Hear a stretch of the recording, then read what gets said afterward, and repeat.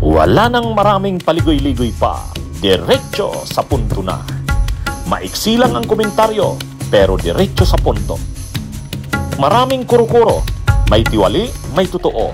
Dito, sa Puntong Diretso tayo. Punto Diretso. Si Bongo, yan, si Bongo, senador na naman ngayon, pangalawang termino na. Naghuhugas kamay. Ano daw siya? Legislator daw siya. Senator daw siya. Wala daw siyang pakialam sa mga proyekto na yan. Hindi niya raw trabaho yan. Kaya yung mga sinasabi daw na involved siya dyan, nag-impluwensya siya para sa kanyang pamilya, hindi raw totoo yan. Maniniwala ba kayo doon? Ha? Maniniwala mo kayo doon? Senador ka, sasabihin mo wala kang hindi ka man lang nag-impluwensya, hindi ka tumulong sa pamilya mo. Yung ama mo may malaking construction company, si LTG, sa pangalan mo pa ang initial, Christopher Lawrence Tisorugo.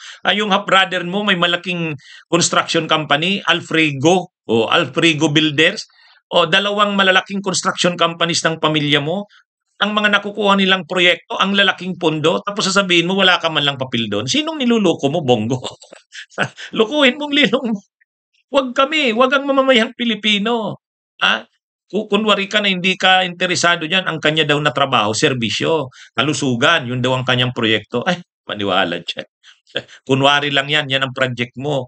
Pero, syempre, kasabay niyan, yung mga infra, flood control, at iba pa, kumikita kayo dyan, ang pamilya nyo. Yan yun. Anyway, mga kabunyog, mga kababayan,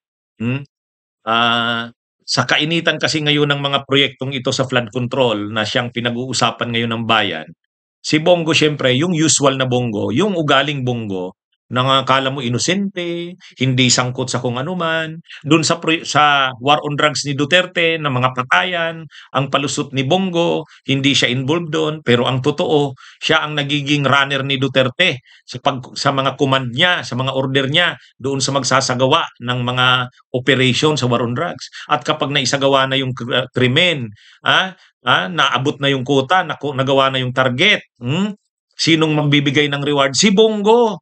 Maraming mga testigo niyan. Kaya lang sinasabi ni Bongo, wala akong alam sa mga yan. Hindi ako sangkot diyan sa mga drug war na yan. Kuy alalay lamang ng presidente, maniwala naman tayo. Lahat ng mga mga appointments noon na pumapasok sa Malacanang, dumadaan kay Bongo. Ganyan ka makapangyarihan si Bongo. Kaya lang, sa mukha niya, akala mo ignorante, akala mo inosente. At ang kanyang pinukusan para matabunan, para hindi siya madamay dun sa mga madugong war on drugs na mga patayan. Saan siya linagay? Malasakit. Malasakit centers. Yun ang binigay sa kanya ni Duterte. Ito Bongo, ang anuhin mo, malasakit center. Dito ka sisikat sa tao. Kasi ang makikita sa iyo ng tao, mabait ka, mapagmalasakit, yun. Ito na lang ang pukusan mo. Yun. 'Di ba? Yun nga. At naging effective ang impresyon ng tao kay Bongo, mapagmalasakit. Pero yung kanyang mga transaksyon sa gobyerno na malalaking pera ang kinita, wala, hindi yun masyadong nakita.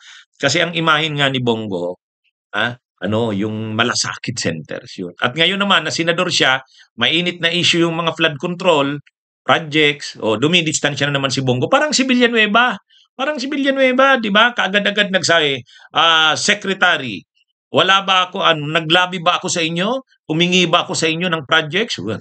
Akala mo wala siyang kilala sa DPWH. Akala mo wala siyang impluwensya sa DPWH. Si Villanueva. Ngayon nagkakalat ngayon, lumalabas ngayon na yung controversial na flood control king ng Bulacan na si dating District Engineer Henry Alcantara, ay close pala sila, BFF pala sila, ang daming pictures nagpapatunay, ang daming events magkasama sila.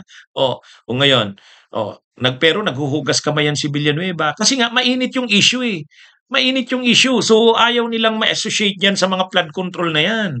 Pero kung hindi mainit yung mga issue na yan sa flood control, pinagmamalaki nila, kanila yan, kanila to, silang lumakad yan, yung pondo na yan, silang gumawa ng paraan yan. Ngayon, panay sila naghuhugas kamay, lahat. Itong si Bongo, naghuhugas kamay din. Naghuhugas kamay din. Hindi daw siya diyan, legislator daw siya, mambabatas siya, senador siya, hindi niya raw gawain yan. Eh, maniwala naman kayo. Yung Alfrigo lang yung Alfrigo, yung sa half brother niya, 23, 2024, hindi na yan panahon ni Duterte, panahon na ni Marcos yan. 23, 2024, 320 million. Sa Davao lang yon. Davao City, flood control lang yon. Hindi pa kasama doon yung ibang projects, road concreting, pagtayo ng mga paggawa ng mga tulay. Hindi. Yung flood control lang yun. Yun, si Bongo. And yet, ang lakas ng loob magsabing hindi siya involved dyan. Hindi siya involved dyan. Ganyan naman sasabihin nila, wala akong papel. Sino naman maniniwala niyan? Sino naman maniniwala niyan sa kalakaran sa Pilipinas? Pag nasa gobyerno ka, hindi mo man lang hindi ka nag-impluwensya na yung magulang mo na may malaking construction company, hindi mo tutulungan mabigyan ng proyekto? Mabuti kung sa Pilipinas, ang ginagawa talaga ng mga senador at mga kongresista ay paggawa ng batas. Hindi. Sila ang lumalakad ng mga proyekto na yan. Alam naman natin yan. Sila ang mga proponents niyan. Kaya nga nagkakagulo sa Kongreso pera ang pinagkakaguluhan mga proyekto nag-aagawan sila Kaya nga may insertions Kaya nga doon sa 142.7 billion ni nakuha ni Chis Escudero, may nakalagay doon 3 billion for Senator Bongo. May nakalagay na nga doon, may ebidensya na for Senator Bongo 3 billion tapos ngayon magsasabi pa. Okay, sabihin pa nating malasakit centers daw yon ang nandun. Pero ngayon nagrereklamo nga si Amy Marcos. Galit si Amy Marcos. Bakit daw hinuhold yung mga proyekto ng oposisyon, ng mga kasamahan niya, ibig sabihin yung mga pro-Duterte. Sila Bongo yun, hinuhold daw ng Malacanang. Sabi naman ng Malacanang, hinuhold namin yan, 60 to 80 billion yan na pundo. Pero insertions yan. Insertions yan. Di ibig sabihin, may insertions sila Bongo. Hinuhold ng Malacanang ngayon. Nagkakagulo sila. Di ba? Yan yung malinaw dyan. Kaya itong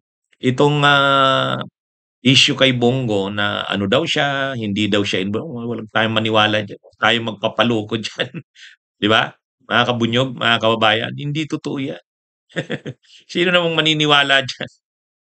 Senador ka, napakamakapangyarihan mo, tapos wala kang, hindi ka man lang nag-impluwensya na mabigyan ng proyekto ang ang kapatid mo, half-brother mo, Alfrigo. Go pa naman ang pangalan ng Alfrigo. Alfrigo Builders. Nakakuha nga ng 329 million noong 2023 to 2024, 329 million. Sasabihin mo hindi ka doon? Tapos yung father niya may kumpanya, construction company, CLTG. Hindi rin siya nag-impluwensya doon. Maniwala naman sa inyo. Ay, wag nyo nga. Tell it to the Marines, Bongo. Wag kami ang inyong pinaglulok. Bunyog, halikan na kasama ka. Bunyog, kapag buklod ay may pag-asa. Luzon, Visayas, Mindanao, isa ang pananaw. Sa bagong Pilipinas ang bunyog isisigaw. Bunyog.